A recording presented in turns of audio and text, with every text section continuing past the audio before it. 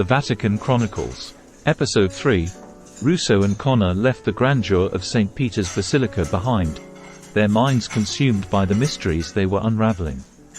The weight of their investigation pressed heavily on their shoulders, and they sought solace in the small moments of respite.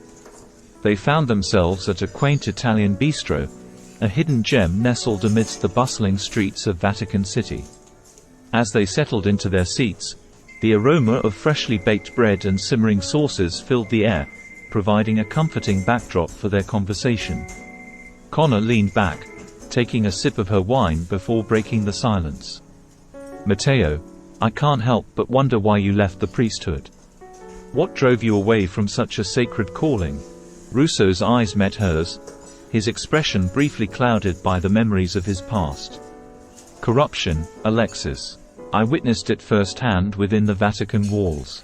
It was a cesspool of sex, lies, and ungodly practices that defiled the very principles I held dear." Connor's curiosity mingled with a newfound respect for her partner. She leaned forward, her voice lowered. "I had no idea. That must have been a difficult decision to make, leaving everything you believed in." Russo nodded, his gaze shifting momentarily to a beautiful waitress who approached their table. Her eyes sparkled, and a mischievous smile played on her lips as she asked, "Is there anything I can get for you too?" Connor, caught off guard by the waitress's flirtatious demeanor, couldn't resist the temptation to play along. She returned the smile, her eyes locking with the waitress's. "How about your recommendation? Surprise us." As the waitress sauntered away, Russo couldn't help but notice the exchange between Connor and the young woman.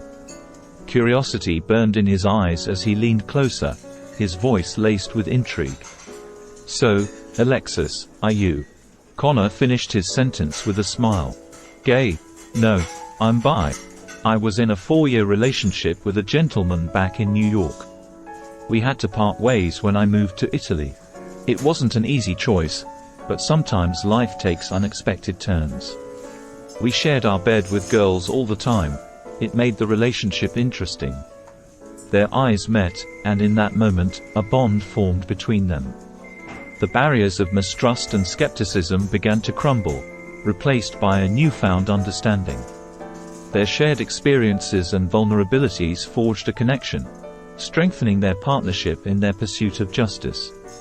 With the atmosphere lightened, Russo and Connor redirected their focus back to the case at hand. They pieced together the scattered clues, their minds weaving a tapestry of intrigue and suspicion. Each revelation brought them closer to the elusive killer and the thief who coveted the unbroken fisherman's ring. Their lunchtime interlude became a turning point, a bridge between two individuals who had once been wary of each other's intentions.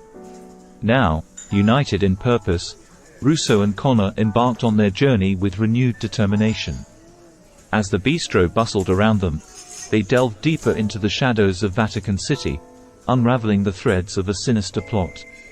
Together, they would confront the darkest secrets that threatened to tear down the very foundation of faith and expose the truth that lay hidden within the Vatican's hallowed halls.